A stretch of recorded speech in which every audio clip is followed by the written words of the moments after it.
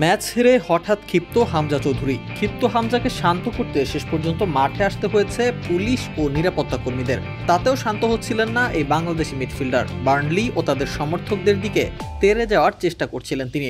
কিন্তু ঠিক কী কারণে এমন ক্ষিপ্ত হলেন হামজা? টার্ফ মোর স্টেডিয়ামে নামার আগে বার্নলি শেফিল্ড ইউনাইটেডের সামনে ছিল দুই রকমের সমীকরণ। শেফিল্ড জিতলে প্রিমিয়ার লিগে সরাসরি খেলার সুযোগ টিকে থাকবে হামজাদের, আর বার্নলি জিতলে ইংল্যান্ডের শীর্ষ লিগে উঠে যাবে তারা। তবে এমন সমীকরণে খেলতে নেমে জয়টা হয়েছে বার্নলির।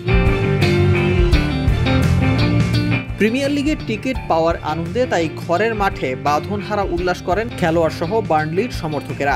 শেষবাসী বাজার সঙ্গে সঙ্গেই তাই মাঠে ঢুকে পড়েন ভক্তরা। উল্টো দিকে বিপরীত চিত্র দেখা যায় শেফিল্ডের। ম্যাচ হেরে সরাসরি শীর্ষ লিগে খেলার সুযোগ না পাওয়ায় হতাশ তারা।